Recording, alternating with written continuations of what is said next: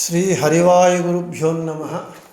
ಶ್ರೀಮದಾನಂದತೀರ್ಥ ಭಗವತ್ಪಾದಾಚಾರ್ಯ ಗುರುಭ್ಯೋ ನಮಃ. ಶ್ರೀ ಮಾಧವತೀರ್ಥಗುರುಭ್ಯೋ ನಮಃ. ಶ್ರೀ ಪ್ರಸನ್ನಶೂರ ಮಾಧವತೀರ್ಥಗುರುಭ್ಯೋ ನಮಃ. ಶ್ರೀ ವಿದ್ಯಾಸಾಗರ ಮಾಧವತೀರ್ಥಗುರುಭ್ಯೋ ನಮಃ. ಶ್ರೀ ವಿದ್ಯಾವಲ್ಲಭ ಮಾಧವತೀರ್ಥಗುರುಭ್ಯೋ ನಮಃ. ಹರಿ ಓಂ. ಓಂ ವಿಶ್ವಂ ವಿಷ್ಣುರ್ವಶಕ್ಕಾರೋ ಭೂತಭವ್ಯಭವತ್ಪ್ರಭುಃ ಭೂತಕೃದ್ಭೂತಭೃದ್ಭಾವೋ ಭೂತಾತ್ಮ ಭೂತಭಾವನಃ ವಿಕ್ಷರೋ ರೋಹಿತೋ ಮಾರ್ಗೋ ಹೇತುರ್ದಾಮೋದರಃ ಸಹ ಮಹೀಧರೋ ಮಹಾಭಾಗೋ ವೇಗವಾನಮಿಕಾಶನಃ. ನಮ್ಮ ವಿಷ್ಣು ಸಹಸ್ರನಾಮ ಪಾಠದಲ್ಲಿ ನಾವು ಮಹೀಧರ ಎಂಬುವಂತಹ ನಾಮವನ್ನು ಹೇಳ್ಕೊಳ್ತಾ ನಿನ್ನೆ ಪಾಠದಲ್ಲಿ ಚತುರ್ವಿಧ ಪುರುಷಾರ್ಥಗಳನ್ನು ನಾವು ಹೊಂದಬೇಕು ಅಂತ ಹೇಳಿದರೆ ಹೃಷಿಕೇಶನ ಪೂಜೆ ಬಿಟ್ಟು ಬೇರೆ ನಮಗೆ ಉಪಾಯವಿಲ್ಲ ಅಂತ ಹೇಳಿ ಮಾರ್ಕಂಡೇಯರು ನಮಗೆ ನಿನ್ನೆ ಹೇಳಿದ್ದಾರೆ ಅಂತ ಹೇಳ್ತಾ, ಪೂಜೆ ಯಾರು ಮಾಡ್ತಾರೋ ಅವರನ್ನು ಆನಂದಪಡಿಸುತ್ತಾನೆ ಭಗವಂತ. ಆದ ಕಾರಣ ಮಹೀಂ ಪೂಜಾಂ ದದತಿ ಇತಿ ಮಹೀದಾಹ ದಾನೇ ತಾನ್ ರಮಯತಿ ಇತಿ ಮಹೀಧರ ಅಂತೆಲ್ಲ ಹೇಳ್ಕೊಂಡಿದ್ದೇವೆ. ಇನ್ನು ಇವತ್ತು ಮಹಾ ಉತ್ಸವ ತೇಜಸೋಃ ಇತಿ ಮಹಾಃ ಉತ್ಸವಾಃ ಅಸ್ಯ ನಿಯಮ್ಯತೆಯ ಸಂತಿ ಇತಿ ಮಹೀ ಉತ್ಸವ ನಿಯಾಮಕ ಇತ್ಯಭಿಪ್ರಾಯಃ. ಇಂ ಗತಿಂ ಚಲನಂ ಜ್ಞಾನಂ ವಾ ಧರತೀತಿ ಇಧರಃ. ಇಂ ಗತೌ ಮಹೀಚಾಸೌ ಇಧರಶ್ಚ ಮಹೀಧರಃ. ಮಹಾ ಉತ್ಸವ ತೇಜಸೋಃ ಇತಿ ಮಹಾಃ ಉತ್ಸವಾಃ. ಮಹಾ ಅಂತ ಹೇಳಿದರೆ ಉತ್ಸವಾಃ. ಅಸ್ಯ ನಿಯಮ್ಯತೆಯ ಸಂತಿ ಇತಿ ಉತ್ಸವ ನಿಯಾಮಕ. ಆ ಉತ್ಸವಗಳಿಗೆ ಇವನು ನಿಯಾಮಕನಾಗಿರುವವನು. ಮತ್ತು ಇಂ ಗತಿಂ ಚಲನಂ ಜ್ಞಾನಂ ವಾ ಧರತಿ ಇತಿ ಇಧರ.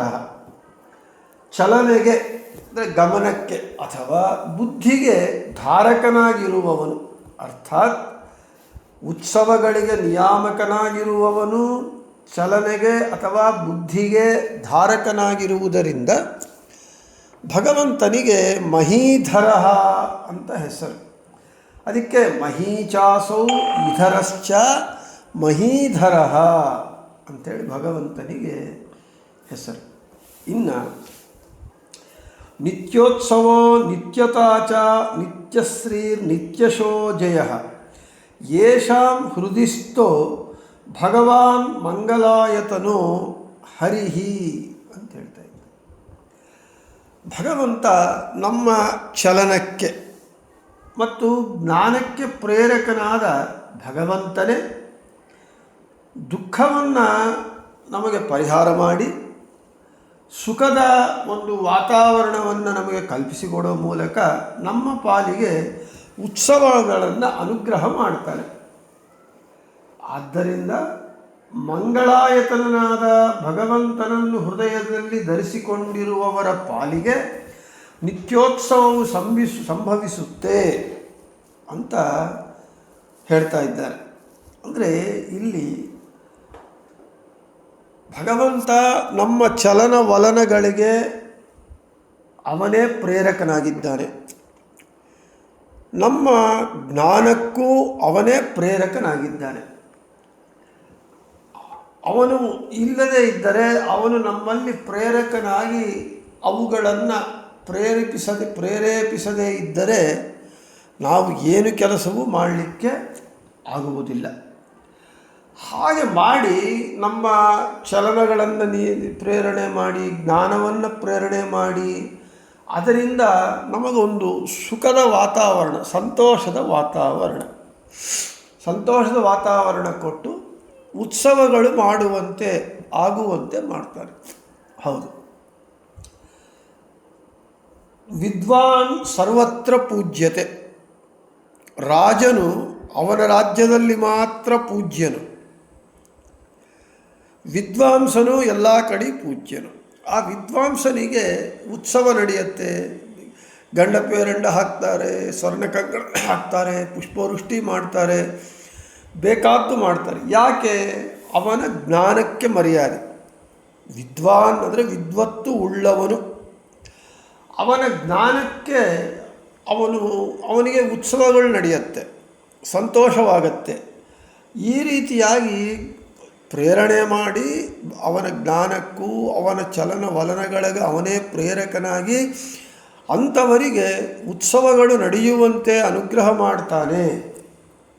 ಆದ ಕಾರಣ ಅವನಿಗೆ ಮಹೀಧರ ಅಂತ ಹೇಳ್ತಾ, ಅಂತಹ ಮಂಗಳಮೂರ್ತಿಯಾದಂತಹ ಮಂಗಳವನ್ನು ಉಂಟು ಮಾಡುವಂತಹ ಭಗವಂತನನ್ನು ಹೃದಯದಲ್ಲಿ ಯಾರು ಧರಿಸಿರ್ತಾರೋ ಅವರಿಗೆ ನಿತ್ಯೋತ್ಸವ ಸಂಭವಿಸುತ್ತೆ, ನಿತ್ಯೋತ್ಸವ ಆಗತ್ತೆ.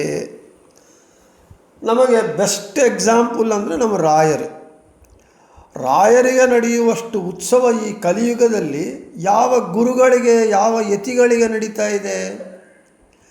ಯಾಕೆ ಅಂತ ಹೇಳಿದರೆ, ರಾಯರು ಯಾವಾಗಲೂ ತಮ್ಮ ಹೃದಯ ಕಮಲದಲ್ಲಿ ತಮ್ಮ ಉಪಾಸ್ಯ ಮೂರ್ತಿ ರಾಮಚಂದ್ರನನ್ನೇ ಇಟ್ಕೊಂಡಿರ್ತಾರೆ. ತಪ್ತ ಕಾಂಚನ ಸಂಕಾಶಂ ಅಕ್ಷಮಾಲಾ ಕಮಂಡಲಂ ದೌರ್ಭ್ಯಾಂ ದದಾನಂ ಕಾಷಾಯವಸನಂ ರಾಮಮಾನಸಂ ಯೋಗೀಂದ್ರ ತೀರ್ಥ ವಂದ್ಯಾಂಗ್ರಿಂ ತುಳಸೀಧಾಮಭೂಷಿತಂ ಜ್ಞಾನಭಕ್ತಿ ತಪಃಪೂರ್ಣಂ ಧ್ಯಾಯೇತ್ ಸಿದ್ಧಯೇ. ರಾಯರು ಎಂಥವರು ಅಂದರೆ, ಇಂಥ ರಾಯರ ಮೂರ್ತಿಯನ್ನು ನಾವು ಚಿಂತನೆ ಮಾಡಬೇಕು. ಜಪ ಮಾಡುವಾಗ ಓಂ ಶ್ರೀ ರಾಘವೇಂದ್ರಾಯ ನಮಃ ಅಂತ ಜಪ ಮಾಡುವಾಗ ಇಂಥ ರಾಯರ ಮೂರ್ತಿಯನ್ನು ಧ್ಯಾನ ಮಾಡಬೇಕು ಅಂತ ರಾಯರ ಒಂದು ಧ್ಯಾನ ಶ್ಲೋಕ. ಅದರೊಳಗೆ ತಪ್ತಕಾಂಚನ ಸಂಕಾಶಂ ಅಕ್ಷಮಾಲಾ ಕಮಂಡಲಂ ದೌರ್ಭ್ಯಾಂ ದದಾನಂ ಕಾಷಾಯ ವಸನಂ.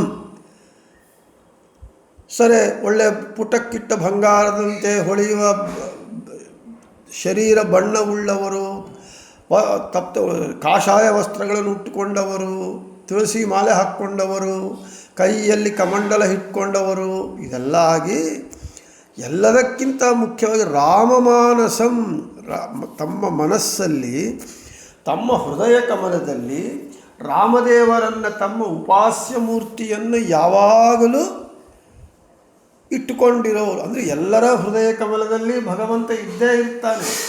ಆದರೆ ಜ್ಞಾನಿಗಳು ಭಗವದ್ಭಕ್ತರೇನು ಮಾಡ್ತಾರೆ, ತಮ್ಮ ಹೃದಯ ಕಮಲದಲ್ಲಿ ಭಗವಂತ ಬಿಂಬರೂಪಿಯಾಗಿ ಇದ್ದಾನೆ ಅಂತ ಜ್ಞಾನವನ್ನು ಹೊಂದಿ ಆ ಜ್ಞಾನವನ್ನು ಅವರು ಅಪ್ಲೈ ಮಾಡ್ತಾರೆ. ಅಂದರೆ ಯಾವಾಗೂ ತಮ್ಮ ಹೃದಯ ಕಮಲದಲ್ಲಿರುವ ಬಿಂಬರೂಪಿ ಭಗವಂತನನ್ನು ಆ ಬಿಂಬರೂಪಿ ಭಗವಂತನಲ್ಲೇ ಮನಸ್ಸಿಟ್ಟಿರ್ತಾರೆ. ಅಂಥವರಿಗೆ ನಿತ್ಯೋತ್ಸವ ನಡೆಯುತ್ತೆ. ಅದಕ್ಕೆ ಅಂತಹ ರಾಯರು ರಾಮಮಾನಸಂ, ರಾಮದೇವರನ್ನು ತಮ್ಮ ಹೃದಯ ಕಮಲದಲ್ಲಿ ಇಟ್ಟುಕೊಂಡವರು. ಆದ ಕಾರಣವೇ ರಾಯರಿಗೆ ನಿತ್ಯೋತ್ಸವ, ಪಕ್ಷೋತ್ಸವ, ಮಾಸೋತ್ಸವ, ಏನು ರಾಯರ ವೈಭವ ನಾವೆಲ್ಲರೂ ನೋಡ್ತಾ ಇದ್ದೇವೆ. ಒಂದು ಮಂತ್ರಾಲಯವೇ ಅಲ್ಲ, ಎಲ್ಲೆಲ್ಲಿ ರಾಯರ ಮೃತ್ತಿಕಾ ಬೃಂದಾವನಗಳಿದೆ. ಕೊನೆಗೆ ಒಂದು ರಾಯರ ಫೋಟೋ ಇಟ್ಟು ರಾಯರ ಆರಾಧನೆ ಅಂತ ಮಾಡಿದರೂ ಕೂಡ ವೈಭವೋ ವೈಭವ. ಅದು ಅಂತಹ ಭಕ್ತರನ್ನು ಭಗವಂತ ಅವರಿಗೆ ನಿತ್ಯೋತ್ಸವ ಆಗುವಂತೆ ಅನುಗ್ರಹ ಮಾಡ್ತಾನೆ. ಇನ್ನು ಮಹೀತ್ಯುಕ್ತಂ ಹಿ ಮಾಹಾತ್ಮ್ಯಂ ಇತ್ಯುಕ್ತದಿಶಾ ಮಹಿ ಮಾಹಾತ್ಮ್ಯಂ ಇಹಿ ಗತಿ ಜ್ಞಾನಂ ವಾ ಮಹಿಶ್ಚ ಇಶ್ಚ ಮಹಿ ತಯೋ ಧರ ಮಹೀಧರ. ಇನ್ನು ಮಾಹಾತ್ಮ್ಯ, ಚಲನೆ ಅಥವಾ ಜ್ಞಾನ ಇವುಗಳ ಧಾರಕನಾಗಿ ಇದ್ದಾನೆ ಭಗವಂತ. ಆದ ಕಾರಣ ಭಗವಂತನಿಗೆ ಮಹೀಧರ ಅಂತ ಹೆಸರು. ಮಹೀ ಇತ್ಯುಕ್ತಂ ಹಿ ಮಾಹಾತ್ಮ್ಯಂ, ಬೃಹದಾರಣ್ಯಕ ಉಪನಿಷತ್ ಭಾಷ್ಯ. ಮಹಿಹಿ ಅಂದರೆ ಮಾಹಾತ್ಮ್ಯ, ಇಹಿ ಗತಿ, ಇಹಿ ಅಂದರೆ ಚಲನ ಅಥವಾ ಜ್ಞಾನಂವ, ಜ್ಞಾನವು ಅಂದರೆ ಮಹಾತ್ಮ್ಯವಾಗಲಿ ಚಲನವಾಗಲಿ ಜ್ಞಾನವಾಗಲಿ ಇವುಗಳ ಧಾರಕನಾಗಿದ್ದಾನಾದ ಕಾರಣ ಭಗವಂತನಿಗೆ ಅದಕ್ಕೆ ಹೇಳಿದರು ಮಹಿಶ್ಚ ಇಶ್ಚ ಮಹಿ. ಮಹಿ ಅಂತ ಹೇಳಿದರೆ ಮಾಹಾತ್ಮ್ಯ ಮತ್ತು ಚಲನ ಅಥವಾ ಜ್ಞಾನ ತಯೋಹೋ ಅವುಗಳ ಧರಃ ಅವುಗಳನ್ನು ಧರಿಸಿದ್ದಾನಾದ ಕಾರಣ ಭಗವಂತನಿಗೆ ಮಹೀಧರಃ ಅಂತ ಹೆಸರು ಅಂತ ಹೇಳ್ತಾ ಇದ್ದಾರೆ. ಹೌದು, ಭಗವಂತ ಜ್ಞಾನವನ್ನು ಧರಿಸಿದ್ದಾನೆ, ಹೇಳಿಕೊಂಡಿದ್ದೇವೆ. ಜ್ಞಾನಾನಂದಗಳೇ ದೇಹವಾಗಿ ಉಳ್ಳವನು. ಅವನು ಧರಿಸುವುದು ಅಂದರೆ ಇನ್ನೇನು, ಜ್ಞಾನವೇ ಅವನ ದೇಹವಾಗಿದೆ, ಸ್ವರೂಪಾತ್ಮಕವಾಗಿದೆ. ಆದ ಕಾರಣ ಅವನಿಗೆ ಮಹೀಧರಃ ಅಂತ ಹೆಸರು. ಮಹಃ ತೇಜಃ ಯೇಷಾಂ ಅಸ್ತಿ ಇತಿ ಮಹಿನಃ ತೇಜಸ್ವಿನಃ ಇಂ ಜೀವೇಭ್ಯಃ ಜ್ಞಾನಂ ದದತಿ ಇತಿ ಇಧಾಃ ಮಹಿನಶ್ಚ ತೇ ಇಧಾಶ್ಚ ಮಹೀಧಾಃ ತೇಷು ರಮತೆ ಇತಿ ತಾನ್ ರಮಯತೀತಿ ವಾ ಮಹೀಧರಃ. ಮಹಃ ತೇಜಃ ಯೇಷಾಂ ಅಸ್ತಿ ಇತಿ ಮಹಿನಃ ತೇಜಸ್ವಿನಃ. ಮಹಃ ಅಂದರೆ ತೇಜಸ್ಸು. ಆ ತೇಜಸ್ಸು ಯಾರಿಗೆ ಇದೆಯೋ ಅವರು ಮಹಿನಃ ಅಂದರೆ ತೇಜಸ್ವಿಗಳಾದ ಮತ್ತು ಇಂ ಜೀವೇಭ್ಯ ಜ್ಞಾನಂ ದದತಿ ಇತಿ ಇಧಾಃ. ಜ್ಞಾನಪ್ರದರಾದ ಜೀವರಿಗೆ ಜ್ಞಾನಪ್ರದರಾದ ತತ್ವಾಭಿಮಾನಿ ದೇವತೆಗಳಲ್ಲಿ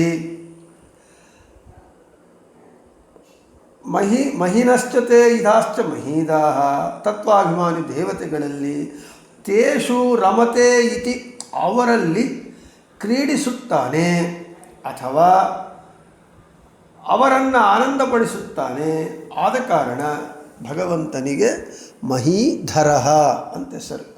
ಒಟ್ಟಾದರೆ ತೇಜಸ್ವಿಗಳಾದ ಜ್ಞಾನಪ್ರದರಾದ ತತ್ವಾಭಿಮಾನಿ ದೇವತೆಗಳಲ್ಲಿ ಕ್ರೀಡಿಸುವವನು ಅಥವಾ ಅವರನ್ನು ಆನಂದಪಡಿಸುವವನಾದ ಕಾರಣ ಭಗವಂತನಿಗೆ ಮಹೀಧರಃ ಅಂತ ಹೆಸರು. ಇನ್ನೂ ಹೆಚ್ಚು ವ್ಯಾಖ್ಯಾನ ವಿಶೇಷಗಳನ್ನು ಮಹೀಧರಃ ಇನ್ನೊಂದು ಕಡೆ ಇದೇ ನಾಮ ಇನ್ನೊಂದು ಕಡೆ ಬರುತ್ತೆ, ಅಲ್ಲಿ ಇನ್ನೊಂದು ರೀತಿಯಾಗಿ ಹೇಳ್ತಾರೆ. ಅದೇ ವಿಷ್ಣು ಸಹಸ್ರನಾಮದ ಒಂದು ಸೊಬಗು. ಒಂದೇ ನಾಮ ನಮಗೆ ಅನೇಕ ಕಡೆ ಬರುತ್ತೆ. ಅದು ನೀವು ವಿಷ್ಣು ಸಹಸ್ರನಾಮ ಪಾರಾಯಣ ಮಾಡುವಾಗ ಗಮನಿಸಿದಾಗ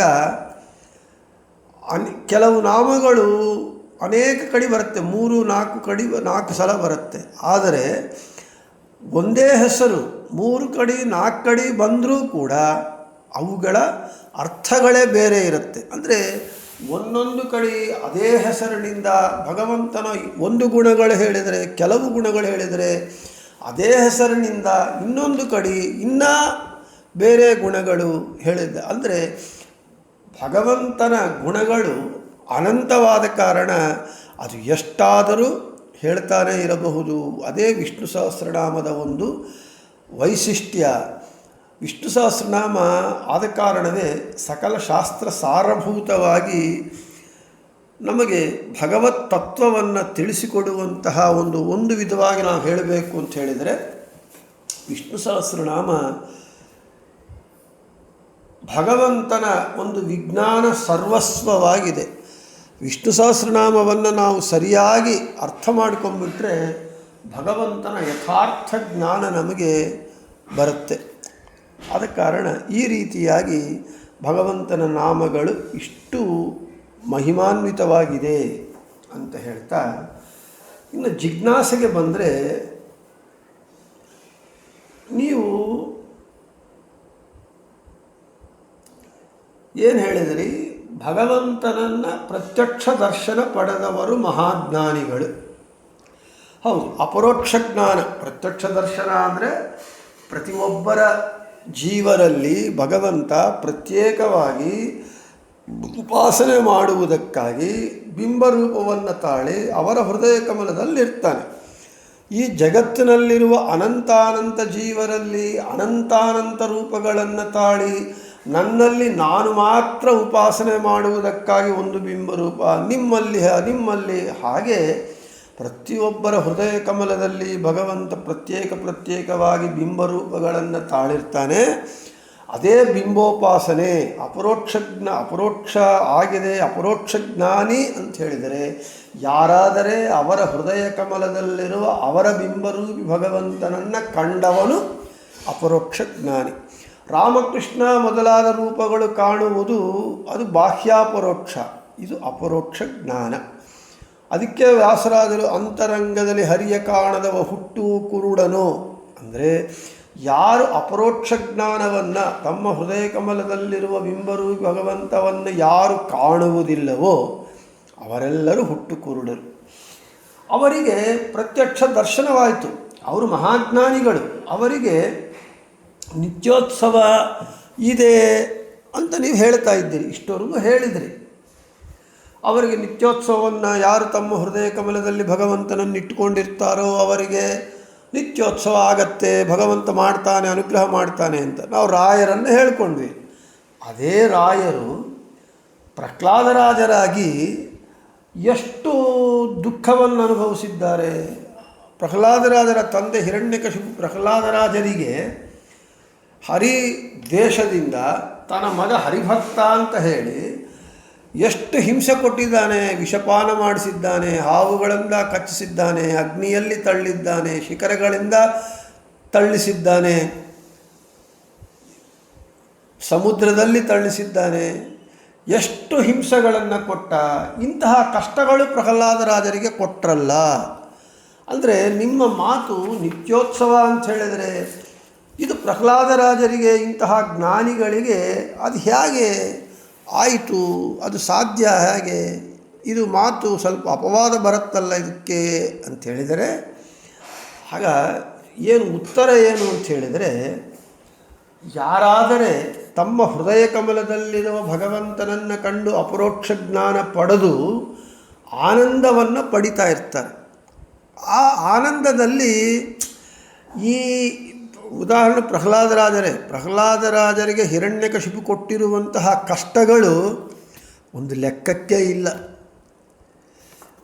ನಮಗೆ ಒಂದು ಲೌಕಿಕವಾದ ದೃಷ್ಟಾಂತವೇ ಹೇಳೋಣ.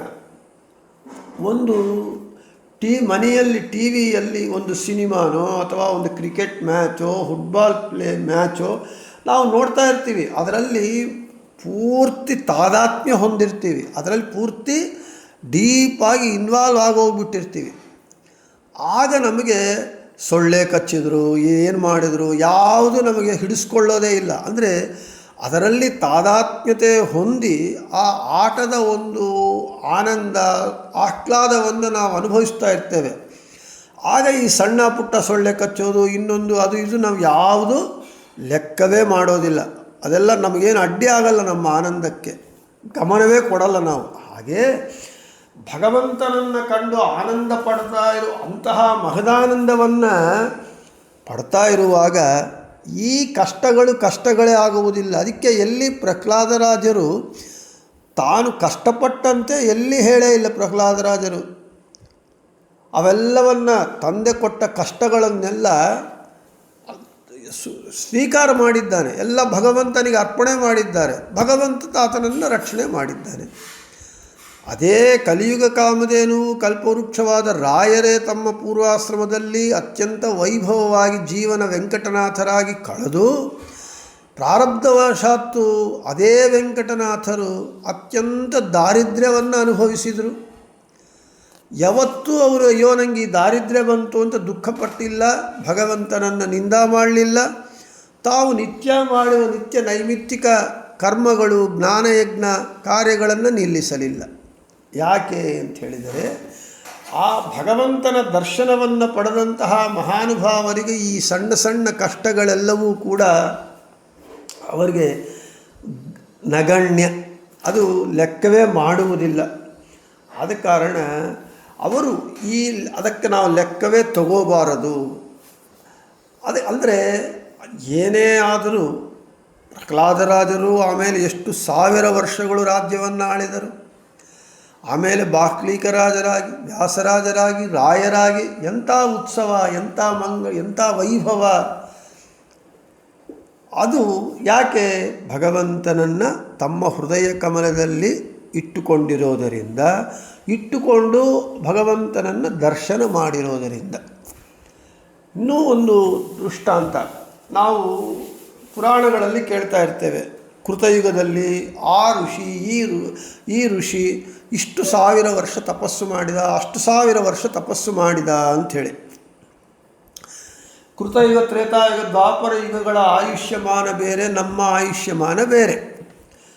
ಆವಾಗ ಅವರು ಅಷ್ಟು ಸಾವಿರ ವರ್ಷಗಳು ಒಂದು ಕಾಲ ಮೇಲೆ ನಿಂತ್ಕೊಂಡು ಪಂಚಾಗ್ನಿಯಲ್ಲಿ ನಿಂತು ನಾನಾ ಕಷ್ಟಗಳು ಪಟ್ಟು ದೈಹಿಕವಾದ ಶಮಧಮಾದಿಗಳಿಂದ, ಕಠಿಣವಾದ ಶಮಧಮಾದಿ ನಿಯಮಗಳಿಂದ ಅವರು ತಪಸ್ಸು ಮಾಡಿದರೆ ಸಾವಿರಾರು ವರ್ಷ ಭಗವಂತ ಅವರಿಗೆ ಕಾಣ್ತಾನಂತೆ. ಎಷ್ಟೊತ್ತು ಒಂದು ಮಿಂಚು, ಆ ಒಂದು ಮಿಂಚು ಎಷ್ಟೊತ್ತಿರುತ್ತೆ?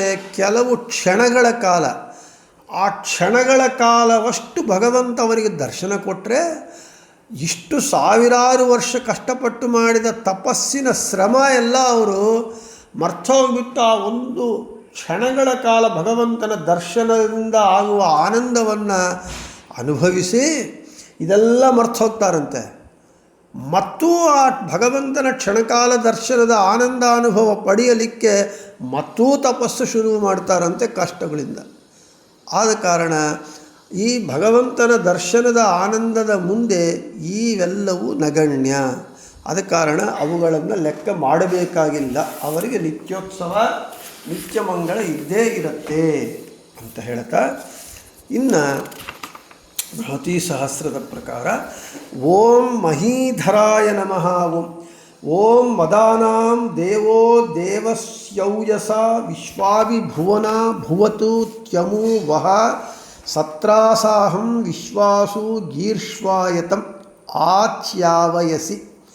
ಮದಾನಾಂ ಸುಖಗಳಿಗೆ ದೇವ ರಾಜನೆನಿಸಿದ ಇಂದ್ರನು, ದೇವಸ್ಯ ತನ್ನ ದೈವೀ ಸಂಬಂಧಿಯಾದ ಓಜಸ ಶಕ್ತಿಯಿಂದ ಕೂಡಿಕೊಂಡು, ವಿಶ್ವಾಹ ಎಲ್ಲ ಭುವನ ಜನರನ್ನು ಅಭಿಭುವನ್ ಮೆಟ್ಟಿ ನಿಂತನು. ಎಲೆ ಋತ್ತಿಕರೇ, ವಹ ನಿಮ್ಮ ವಿಶ್ವಾಸು ಎಲ್ಲ ರೀತಿಯಾದ ಗೀರ್ಷು ಮಾತುಗಳಲ್ಲಿ ಆಯತು ಪ್ರತಿಪಾದ್ಯನಾದ ತ್ಯುಮು ಪ್ರಸಿದ್ಧನಾದ ಅವನನ್ನೇ ಸತ್ರಾಸಹಂ ಬಲವರ್ಧಕನನ್ನು ಆಚ್ಯಾವಯಸಿ ಶರಣು ಹೊಂದಿ. ಭಗವಂತನು ಸುಖಗಳಿಗೆಲ್ಲ ರಾಜಾಧಿರಾಜನಾಗಿದ್ದಾನೆ. ಭಗವಂತನ ಶಕ್ತಿ ದೈವೀ ಶಕ್ತಿ. ಅವನು ಎಲ್ಲ ಲೋಕಗಳನ್ನು ತುಳದು ನಿಂತ ಮಹಾಮಹಿಮನಾಗಿದ್ದಾನೆ, ರಾಜಾಧಿರಾಜನಾಗಿದ್ದಾನೆ, ದೇವೋತ್ತಮನಾಗಿದ್ದಾನೆ, ಅಖಿಲಾಂಡ ಕೋಟಿ ಬ್ರಹ್ಮಾಂಡ ನಾಯಕನಾಗಿದ್ದಾನೆ. ಹೇ ಋತ್ವಿಕರೇ, ಎಲ್ಲ ಮಾತುಗಳಿಂದ ಭಗವಂತ ಪ್ರತಿಪಾದ್ಯನು. ಅವನು ಸರ್ವಶಬ್ದವಾಚ್ಯ. ಮತ್ತು ಆ ಹರಿಯೇ, ಅಂತಹ ಹರಿಯನ್ನು ನೀವು, ಅಂತಹ ಪ್ರಸಿದ್ಧನಾದ ಸರ್ವೋತ್ತಮ ಅಂತ ಪ್ರಸಿದ್ಧನಾದ ಹರಿಯನ್ನು ನೀವು, ಅವನು ಬಲವರ್ಧಕ, ನಿಮ್ಮ ಬಲವನ್ನು ಅಂದರೆ ನಮ್ಮ ಬಲವನ್ನು ವೃದ್ಧಿ ಮಾಡುವವನು. ಅಂಥವನನ್ನು ನೀವು ಶರಣು ಹೊಂದಿ. ಆಗ ನಿಮಗೆ ನಿಶ್ಚಿಂತೆ ಆಗಿರ್ತೀರಿ. ಯಾಕೆ ಅಂತ ಹೇಳಿದರೆ, ನಮಗೆ ಭಾಗವತ ಸಪ್ತಮ ಸ್ಕಂದದಲ್ಲಿ ಹಿರಣ್ಯಕಶಿಪು ಪ್ರಹ್ಲಾದರಾಜನನ್ನು ಕೇಳ್ತಾನೆ. ಹೇ ಪ್ರಹ್ಲಾದ, ನಿನಗೆ ಯಾರೋ ನನ್ನ ನೋಡಿದರೆ ಎಲ್ಲರೂ ಹೆದರ್ಕೊಳ್ತಾರೆ, ಅಂಥದ್ದು ನೀನು ನನ್ನ ನೋಡಿ ಹೆದರ್ತಾ ಇಲ್ಲ. 5 ವರ್ಷದ ಬಾಲಕನಾಗಿದ್ಯಾ, ನೀನು ನನ್ನ ನೋಡಿ ಹೆದರ್ತಾ ಇಲ್ಲ. ನಿನಗೆ ಯಾರ ಬಲವಿದೆ, ಯಾರ ಬಲದಿಂದ ನೀನು ಹೆದರ್ತಾ ಇದ್ದಿ ಅಂತ ಹೇಳಿ ಆ ಹಿರಣ್ಯಕಶಿಪು ಪ್ರಹ್ಲಾದರಾಜನನ್ನು ಕೇಳ್ತಾರೆ. ಪ್ರಹ್ಲಾದರಾಜನನ್ನು ಕೇಳಿದಾಗ ಪ್ರಹ್ಲಾದರಾಜರು ಹೇಳ್ತಾರೆ ಏನಂತ, ನ ಕೇವಲಂ ಮೇ ಭವತಶ್ಚ ರಾಜನ್ ಸವೈ ಬಲಂ ಬಲಿನಾಂಚಾಪರೇಶಾಂ ಪರಾವರೇಮಿ ಸ್ಥಿರಜಂಗಮಾಯೇ ಬ್ರಹ್ಮಾದಯೋ ಯೇನ ವಶಂ ಪ್ರಣೀತಾಃ. ಹೇ ರಾಜ ಹಿರಣ್ಯಕಶಿಪ, ನಿನಗೆ ನನಗೆ ಬಲಿಷ್ಠರು ಅಂತ ಜಗತ್ತಿನಲ್ಲಿ ಪ್ರಸಿದ್ಧರಾದ ಎಲ್ಲರಿಗೂ ಬಲಪ್ರದನಾಗಿ ಬಲನಾಮಕನಾಗಿದ್ದಾನೆ ಶ್ರೀಹರಿ. ಅಮರರಾದ ಮರಣರಹಿತರಾದ ದೇವತೆಗಳಿಂದಲೂ ಶ್ರೇಷ್ಠನಾದ, ದೇವತೆಗಳಕ್ಕಿಂತ ಶ್ರೇಷ್ಠನಾದ ಬ್ರಹ್ಮಾದಿಗಳಿಗೂ ಅವನೇ ಬಲಪ್ರದನಾಗಿದ್ದಾನೆ. ಎಲ್ಲರಿಗೂ, ಇತರರೆಲ್ಲರಿಗೂ ಇಂದ್ರನು ಬಲಪ್ರದನಾದರೆ ಇಂದ್ರನಿಗೆ ರುದ್ರ ಬಲಪ್ರದ, ರುದ್ರನಿಗೆ ಬ್ರಹ್ಮವಾಯುಗಳು, ಆ ಬ್ರಹ್ಮವಾಯುಗಳಿಗೆ ಹರಿ ಬಲಪ್ರದ. ಇನ್ನು ಭಗವಂತನಿಗೆ ಇನ್ನೊಬ್ಬ ಬಲಪ್ರದನಿಲ್ಲ, ಅವನೇ ಸರ್ವೋತ್ತಮನಾಗಿದ್ದಾನೆ ಅಂತ ಹೇಳ್ತಾರೆ. ಈ ರೀತಿಯಾಗಿ ಅವನು ಬಲವರ್ಧಕ, ನಮ್ಮ ಬಲವನ್ನು ಹೆಚ್ಚಿಸುವಂಥವನು, ವೃದ್ಧಿ ಮಾಡುವವನು, ಕೊಡುವವನು. ಅಂತಹ ಹರಿಯನ್ನು ನೀವು ಶರಣು ಹೊಂದಿ, ಆಗ ನೀವು ನಿಶ್ಚಿಂತೆಯಾಗಿರಬಹುದು. ಒಬ್ಬ ಬಲವಂತ ಮನುಷ್ಯ ನಮ್ಮ ಜೊತೆಗಿದ್ದರೆ ನಮಗೆ ನಿಶ್ಚಿಂತಾಗಿರ್ತೀವಿ. ಅದಕ್ಕೆ ಈ ಸೆಲೆಬ್ರಿಟೀಸ್ ಎಲ್ಲ ನೋಡ್ರಿ ಬೌನ್ಸರ್ಸ್ನ ಇಟ್ಕೊಂಡಿರ್ತಾರೆ. ಸರಿ, ಪ್ರೈಮ್ ಮಿನಿಸ್ಟರು, ಚೀಫ್ ಮಿನಿಸ್ಟರು ಅಂದರೆ ಇವ್ರಿಗೆ ಗವರ್ನಮೆಂಟೇ ಕೊಟ್ಟಿರುತ್ತೆ ಸೆಕ್ಯೂರಿಟಿ, ಬಾಡಿ ಗಾರ್ಡ್ಸ್ನ. ಸೆಲೆಬ್ರಿಟೀಸ್ ಏನು ಮಾಡ್ತಾರೆ, ಅವರೇ ಪ್ರೈವೇಟ್ ಆರ್ಮಿ ಅಂಥೇಳಿ ಬೌನ್ಸರ್ಸ್ನ ಇಟ್ಕೊಂಡು, ಯಾಕೆ ಅವರಿದ್ದರೆ ಇವ್ರಿಗೆ ಧೈರ್ಯ, ಯಾರು ತಮ್ಮನ್ನು ಅಟ್ಯಾಕ್ ಮಾಡಲಾರು, ಯಾರು ತಮಗೆ ಹಾನಿ ಮಾಡಲಾರರು ಅಂತ. ಆದ ಕಾರಣ ಇಂತಹ ಬಲವರ್ಧಕನಾದ, ಬಲಪ್ರದನಾದ ಭಗವಂತನನ್ನು ನೀವು ಶರಣು ಹೊಂದಿ ನೀವು ನಿಶ್ಚಿಂತೆಯಾಗಿರ್ತೀರಿ. ಮಹಾನಾಂ ದೇವೋ ದೇವಸ್ಯೌಜಸ ವಿಶ್ವಾನಿ ಭುವನಾನಿ ಭವತು. ಸುಖಗಳ ರಾಜಾದಿರಾಜನಾದ ದೇವ ಸಂಬಂಧಿಯಾದ ಶಕ್ತಿಯಿಂದ ಎಲ್ಲ ಜಗತ್ತನ್ನು ತುಳಿದು ನಿಂತವನು ಅಂತ ಹೇಳೋದ್ರಿಂದ, ಅಂದರೆ ಎಲ್ಲವನ್ನೂ ಧರಿಸಿದವನು. ಈ ಮಂತ್ರ ಹೇಳ್ತಾ, ಭೂಮಿ ಧರಿಸಿದನು. ಆ ಭೂಮಿಯನ್ನು ಧರಿಸಿರುವುದರಿಂದ ಮಹೀಧರ, ಅಂದರೆ ಸರ್ವಧಾರಕತ್ವೇನ ಮಹೀಂ. ಈ ಎಲ್ಲವನ್ನು ಯಾವುದು ಹೊರಿತಾ ಇದೆ? ಭೂಮಿ ಹೊರಿತಾ ಇದೆ. ಆ ಭೂಮಿಗೆ ಸರ್ವಧಾರಕತ್ವ ಶಕ್ತಿ ಯಾರು ಕೊಟ್ಟರು? ಭಗವಂತ ಕೊಟ್ಟ. ಅದಕ್ಕೆ ಸರ್ವಧಾರಕತ್ವೇನ ಮಹೀಂ ಧರತಿ ಇತಿ. ಅಂತಹ ಭೂಮಿಯನ್ನು ಧರಿಸಿರುವವನು. ಆದ ಕಾರಣ ಮಹೀಧರ ಇತಿ ನಿರುಕ್ತೇ ಮಹೀಧರ ಮೂರ್ತಿರತ್ರ ವರ್ಣಿತ. ಈ ರೀತಿಯಾಗಿ ಭಗವಂತನಿಗೆ ಮಹೀಧರ ಎಂಬುವಂತಹ ಹೆಸರು ಅಂತ ಹೇಳ್ತಾ ಇವತ್ತು ಮುಗಿಸಿ, ನಾಳೆ ಮಹಾಭಾಗ ಎಂಬುವಂತಹ ನಾಮವನ್ನು ಹೇಳಿಕೊಳ್ಳೋಣ ಅಂತ ಹೇಳ್ತಾ, ಶ್ರೀಕೃಷ್ಣ ಅರ್ಪಣಮಸ್ತು ಮತ್ತು ದೇಶಾರ್ಪಣಮಸ್ತು. ಎಲ್ಲರಿಗೂ ಶುಭಮಸ್ತು.